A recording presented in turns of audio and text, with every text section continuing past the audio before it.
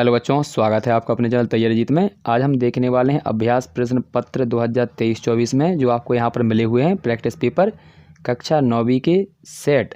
यहाँ पर ए देखेंगे गणित का। आपका पूर्णांक यहाँ पर 75 नंबर और समयावधि आपको 3 घंटे की मिलने वाली है। तो आपको यहाँ पर इस वीडियो में 1 से लेकर 23 प्रश्नों का उत्तर दिया जाएगा। आप यदि चैनल पर पहली बार आए हैं तो चैनल को सब्सक्राइब जरूर कर लें। यहाँ पर आइए प्रश्नों के उत्तर देख लेते हैं। तो पहले आपके यहाँ पर ऑब्जेक्टिव क्वेश्चन रहने वाले हैं। ये आपके 1 से लेकर 5 तक के प्रश्नों में होंगे। तो इनके वीडियो का हमने आंसर यहाँ पर पहले डाल दिया था, मतलब सबके हल डाल दिए थे यहाँ पर। यदि आपने अभी तक वैसे नहीं देखा है तो इस वीडियो के लास्ट में हम वो लगा देंगे, तो आप उसको जाकर इसके 1 से लेकर 5 तक के प्रश्नों के उत्तर लिख सकते हैं। तो यहाँ पर हम लिखने वाले हैं, यहाँ पर अगले क्वेश्चनों के बारे में बात करने वाले हैं। ये क्वेश्चन नंबर 6 से लेकर 23 तक के। तो आइए यहाँ पर शुरू करते हैं। क्वेश्चन यहाँ पर 6वां है और यहाँ का हम देखने वाले हैं ये अथवा वाला, यानी 1/√2 हर का परिमेयकरण। तो इसको देखेंगे। इसके बाद हम क्वेश्चन नंबर 7वां देखेंगे। ये सरलीकरण कीजिए, सरल कीजिए। तो आइए इनके आंसर हम दिखा देते हैं आपको किस प्रकार से आपको करना है। तो ये हमारा रहा, यहाँ पर अच्छे से लिखते चलिएगा। ये प्रश्न नंबर 6 अथवा डालेंगे इस प्रकार से आप अपनी कॉपी में, और यहाँ डालेंगे हल, और यहाँ पर इस प्रकार से उतार कर आप लिखेंगे हर का परिमेयकरण करने पर। फिर आप क्या करेंगे, 1 ये तो लिखा ही था, एक बार और लिख लेंगे इसको, बीच में गुणा का चिन्ह, और इन ऊपर का करेंगे तो 1 का 1 में होगा तो 1 आ जाएगा, और इसका करेंगे तो ये अंदर है रूट में, ये बाहर आ जाएगा। तो इस प्रकार से ये हमारा उत्तर हो जाएगा। अब अगला हम लिखेंगे 7वां प्रश्न। ये हमारा 7वां ही है, इसका कोई अथवा वगैरह नहीं कर रहे हैं हम। तो यहाँ पर ये 7 की घात लगी हुई है 1/2, और यहाँ पर ये 8 की घात लगी हुई है 1/2। अब इसमें आप देखेंगे तो दोनों की घात समान है। जब घात समान होती तो उसे एक बार लिखेंगे, तो यहाँ पर एक बार लिख दिया। अब 7 लिखेंगे और 8, तो यहाँ पर इनका गुणा हो जाएगा। तो 7 और 8 का गुणा करेंगे तो आ जाएगा 56, और घात कितनी लगी हुई 1/2। इस प्रकार से हमारा उत्तर है। इसी प्रकार से लिखना है जिस प्रकार से यहाँ पर लिखा हुआ है। अब अगला क्वेश्चन देखेंगे। देखिए अगला क्वेश्चन दिया गया हमारा 8वां। तो यहाँ पर ये 8वां लिखा है गुणनखंड कीजिए। इसका हमने ये ऊपर वाला ही किया है। इसके बाद हमारा ये 9वां क्वेश्चन है। 9वें क्वेश्चन का हमने यहाँ पर इसका ये अथवा किया है।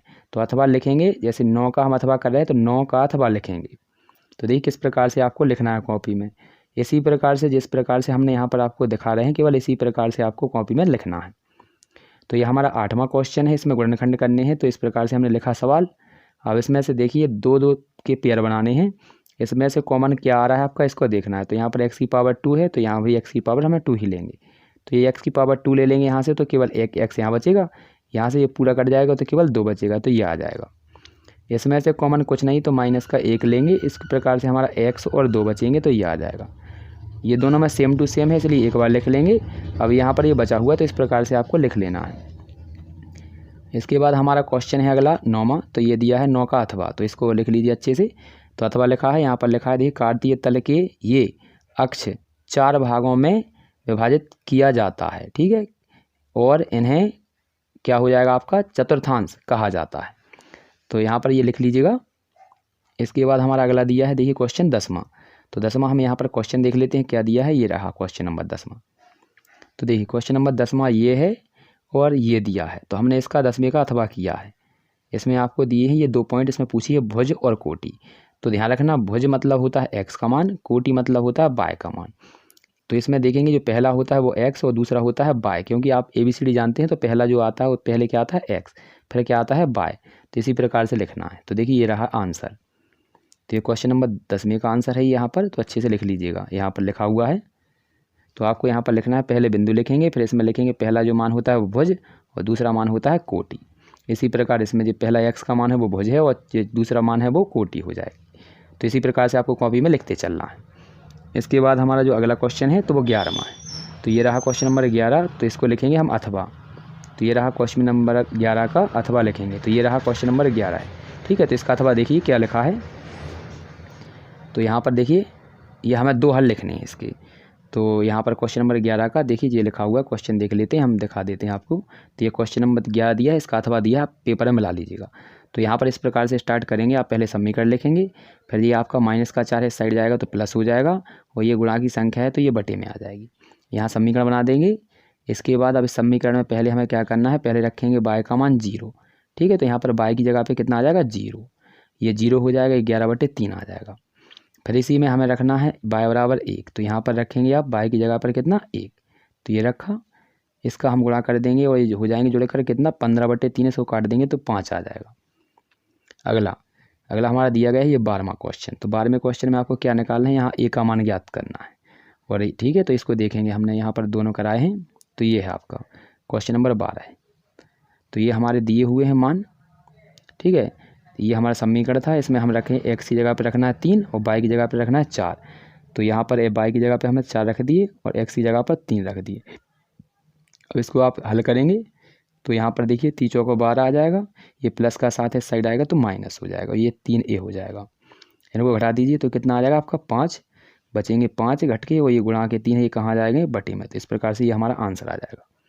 आप चाहो तो ये के का मान भी इसका अथवा, तो ये अथवा भी कर सकते हो 12 का, लेकिन आपको इन दोनों में से केवल एक ही करना है, या तो आप ये उतारेंगे या फिर अथवा डालकर ये वाला।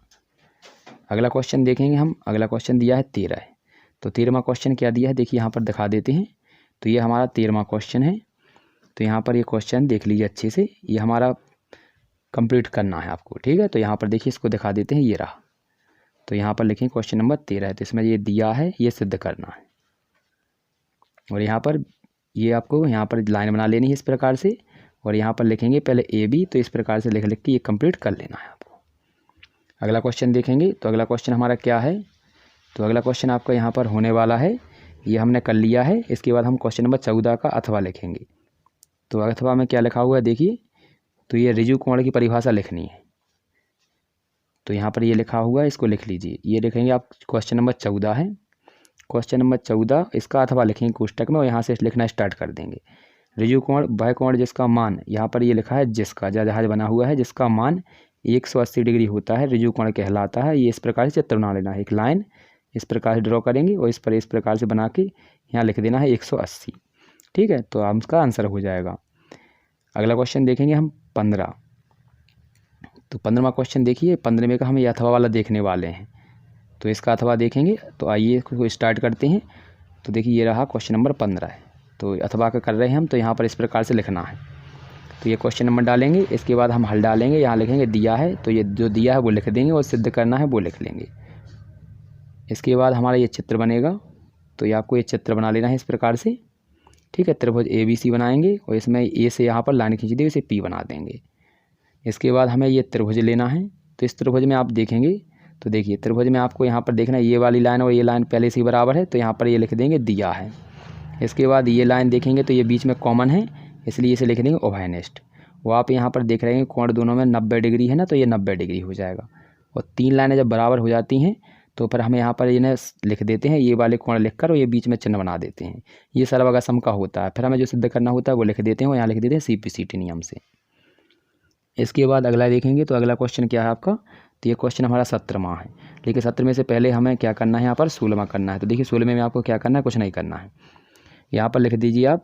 तो क्या लिखेंगे आप, ये यहाँ पर C दिया है और यहाँ पर ये D दिया है। तो आपको यहाँ पर लिखना है, देखिए हम जानते हैं, और हम जानने के बाद क्या लिखेंगे, यहाँ पर ऊपर से ही स्टार्ट कर देते हैं। आप लिखेंगे कोण, ठीक है। तो कोण यहाँ पर लिखेंगे कोण C प्लस कोण D, ठीक है। हम जानते हैं कोण C प्लस D बराबर कितना लिख देंगे आप, 180। अब आपको यहाँ पर दिया है, देखिए C का मान कितना दिया है, 40। तो यहाँ 40 लिखेंगे और यहाँ पर D रहने देंगे और इस साइड लिखेंगे 180।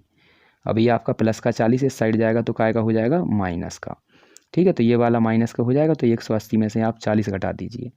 40 घटा देंगे तो फिर कितना बचेगा आपका, यहाँ पर 140 बचेगा, ठीक है। तो ये आपका आंसर हो जाएगा 140, D बराबर। तो यहीं से स्टार्ट करेंगे, यहाँ पर लिख लेना हम जानते हैं।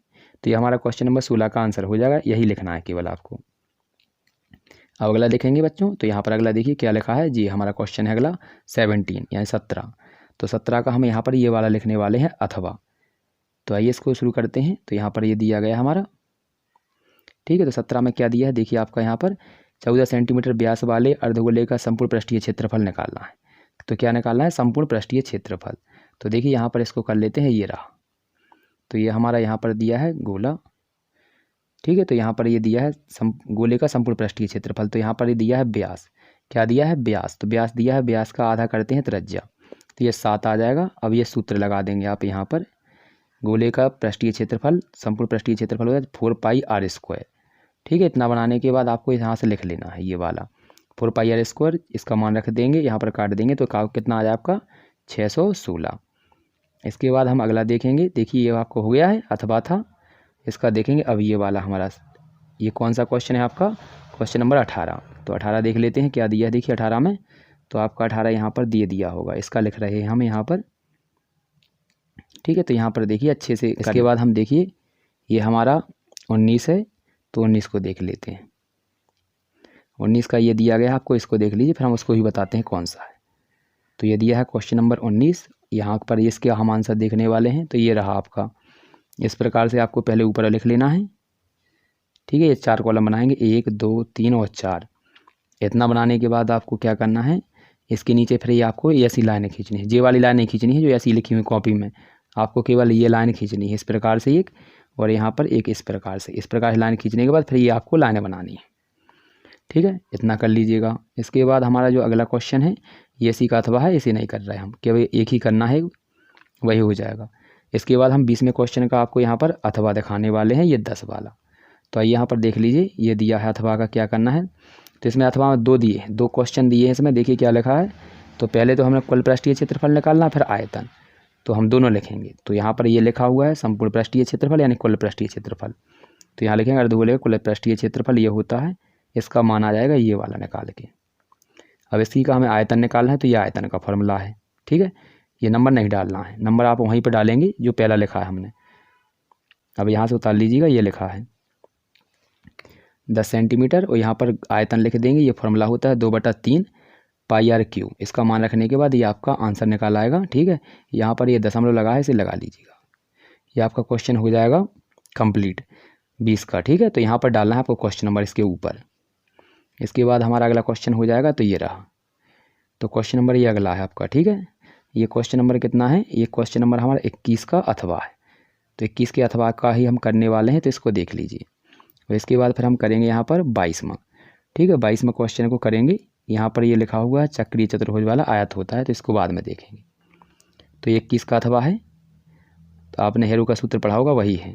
हमने मान लिया यहाँ पर भुजा दी थी आपकी, तो आप जानते हैं कि परिमाप में तीनों भुजाएं जुड़ती हैं इस प्रकार से।